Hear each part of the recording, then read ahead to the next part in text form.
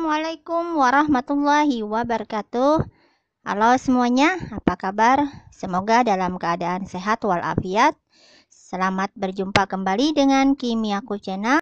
Di video kali ini saya akan menjelaskan tentang materi ilmu kimia, masih berkaitan tentang elektrolisis, di mana pada proses elektrolisis bisa saja terbentuk endapan yang tereduksi pada katoda.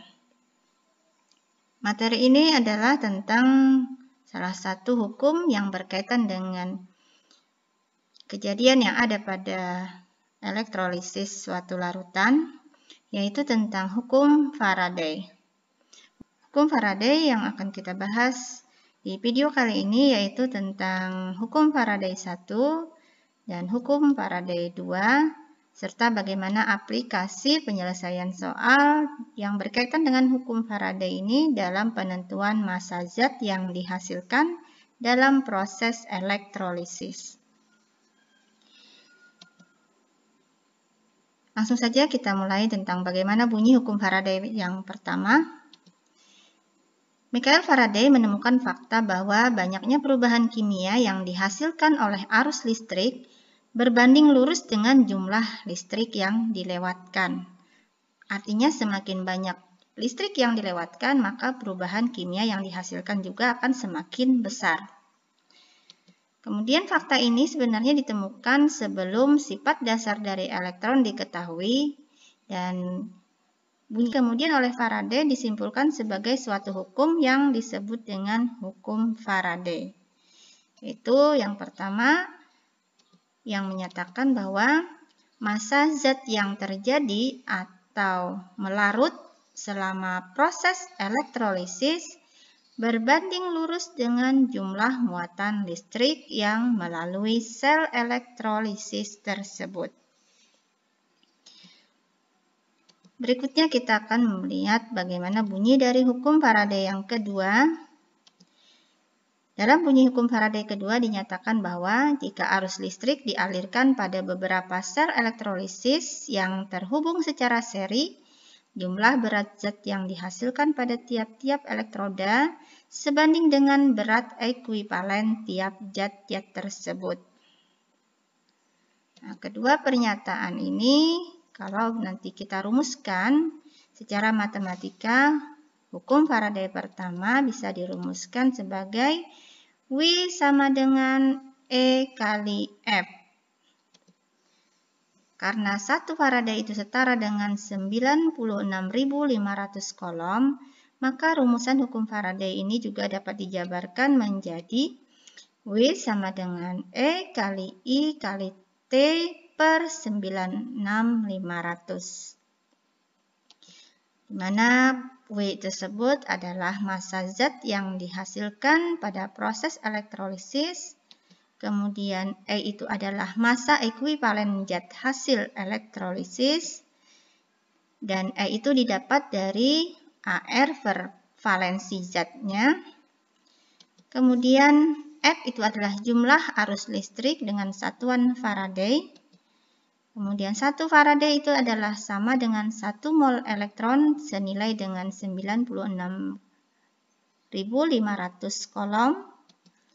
Dan 1 Faraday itu berarti sama dengan 1 kolom, juga sama dengan 1 ampere kali 1 detik, atau 1 ampere detik. Dengan I adalah kuat arus listrik dalam satuan ampere. Kemudian T adalah lama waktu elektrolisis dalam satuan detik. Selanjutnya, rumus hukum Faraday kedua bisa dilihat secara matematika dinyatakan dengan W1 banding W2 sama dengan E1 banding E2.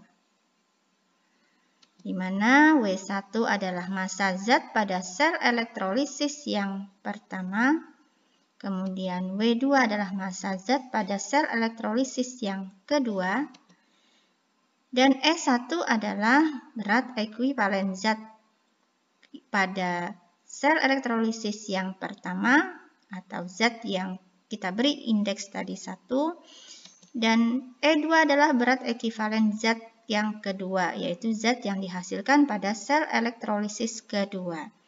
Ini adalah rumusan ketika sel elektrolisis dirangkai secara seri yang terdiri dari 2 buah sel elektrolisis.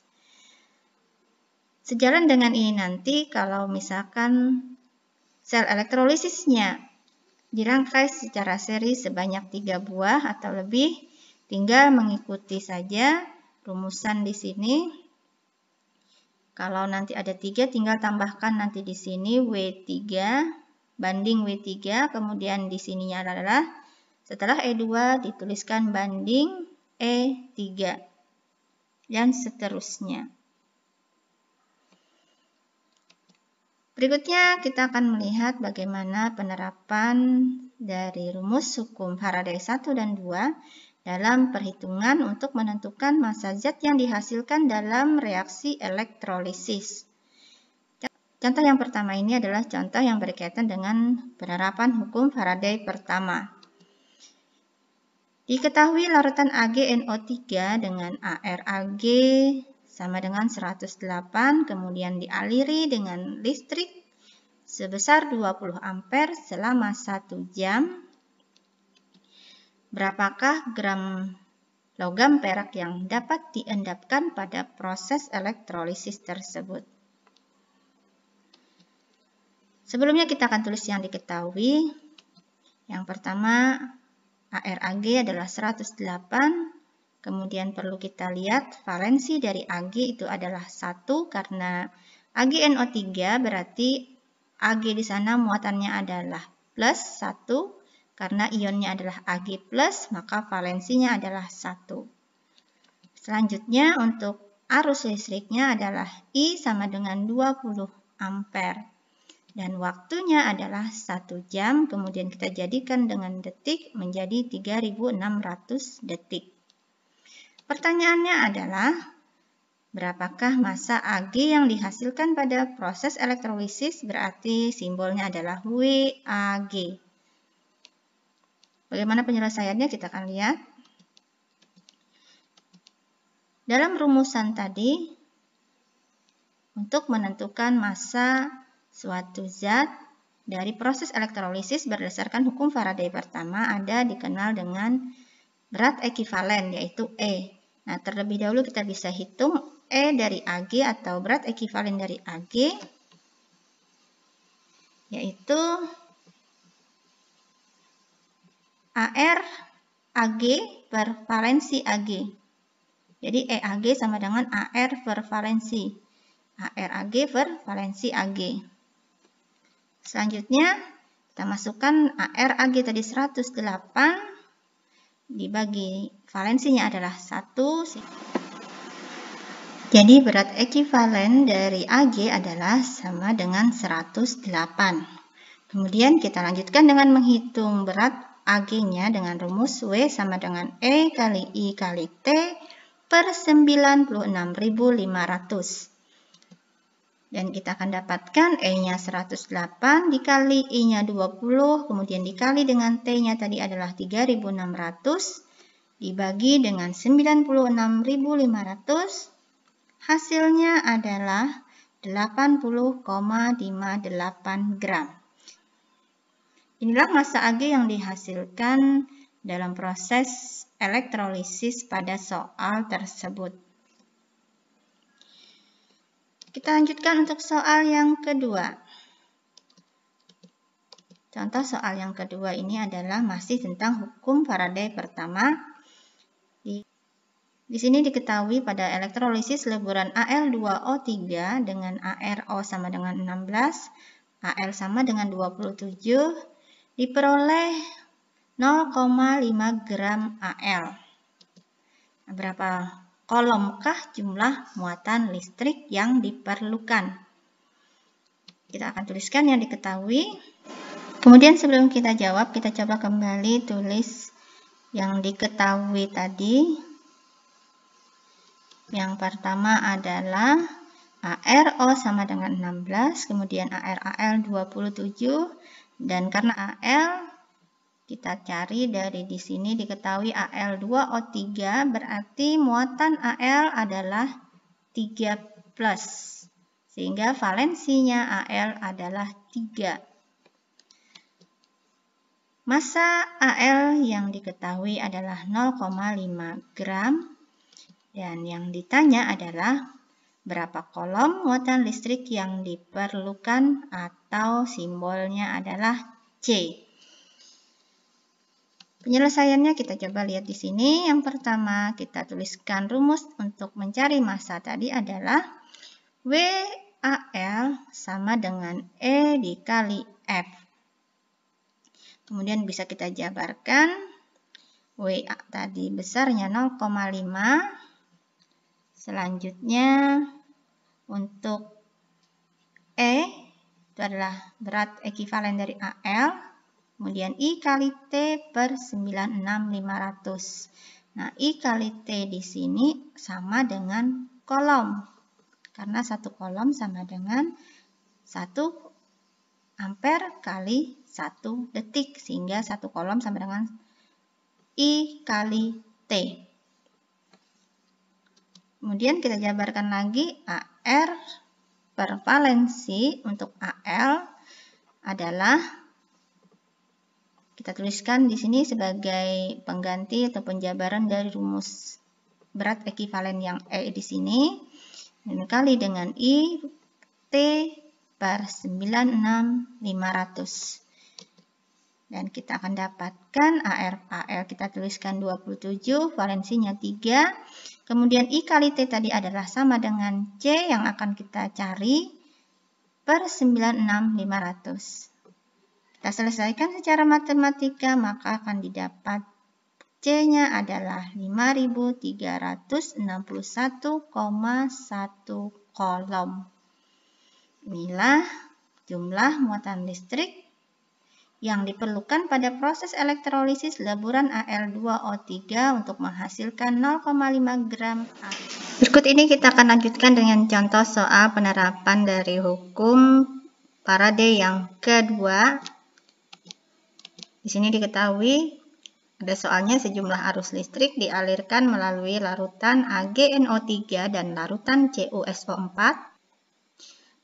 Bila logam perak yang diendapkan dalam proses tersebut adalah sebanyak 21,6 gram, berapa gram logam tembaga yang diendapkan?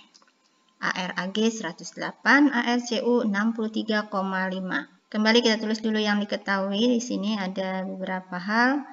ArAg 108, kemudian ArCu 63,5. Dan perlu kita lihat ion dari Ag adalah Ag+. Diambil dari AgNO3, berarti muatan Ag adalah plus 1. Kemudian untuk CuSO4, kita ambil Cu-nya berarti adalah ion Cu2+. Dari sini kita dapatkan valensi Ag adalah 1, valensi Cu adalah 2. Dari muatan yang ada pada ion masing-masing, itulah valensi dari logam tersebut. Kemudian yang masih diketahui adalah massa Ag yaitu sebesar 21,6 gram. Dan yang ditanyakan adalah WCu atau massa logam tembaga yang diendapkan. Kita akan coba jawab di sini. Kita tuliskan kembali dari hukum Faraday 2 dirumuskan sebagai W1 banding W2 sama dengan E1 banding E2. Di mana indeks 1 dan 2 kita ganti dengan logam yang sudah ditentukan di dalam soal, yaitu Ag dan Cu. Di sini kita gantikan untuk indeks yang pertama adalah Cu dan indeks yang kedua adalah Ag. Jadi diketahui WCu banding WAg sama dengan ECu banding EAg, di mana E ini adalah berat ekivalen. Sehingga kalau kita masukkan di sini WAg-nya adalah 21,6, kemudian berat ekivalen Cu yaitu ArCu per valensi Cu. ArCu 63,5 per valensinya adalah 2, kemudian berbanding dengan ArAg per valensi Ag 108, per 1. Kita selesaikan secara matematika. 63,5 per 2 dapatlah 31,75. Kemudian ini 108. Dan akhirnya kita akan dapatkan massa CU atau WCU adalah 21,6 kali 31,75 dibagi dengan 108. Hasilnya adalah 6,35 gram. Inilah contoh penyelesaian dari penerapan hukum Faraday kedua. Selanjutnya, silahkan dicoba, ada beberapa soal. Di sini ada 2 soal yang bisa dicoba untuk dihitung. Soal yang pertama berkaitan dengan penerapan hukum Faraday yang pertama, yaitu berapakah logam Cu yang diendapkan di katoda bila elektrolisis larutan CuSO4 dengan elektroda platina digunakan arus listrik sebesar 2500 kolom dengan ARCU-nya adalah 63,5. Kemudian soal yang kedua berkaitan dengan penerapan hukum Faraday yang kedua. Diketahui di sini ada soal ke dalam 2 sel elektrolisis, maksudnya yang berisi larutan LSO4 dan AgNO3 yang disusun secara seri dialirkan arus listrik. Ternyata diendapkan logam L dan 108 gram logam Ag. ArAg 108 dan ArL adalah 56. Berapakah massa logam L yang dihasilkan pada proses elektrolisis yang disusun secara seri ini? Demikian penjelasan tentang hukum Faraday dan penerapannya dalam perhitungan massa zat yang dihasilkan ataupun besaran lain yang bisa kita cari dalam proses elektrolisis ini. Selamat mencoba, semoga bisa dipahami, dan sampai jumpa di video selanjutnya. Terima kasih sudah menyaksikan. Wassalamualaikum warahmatullahi wabarakatuh.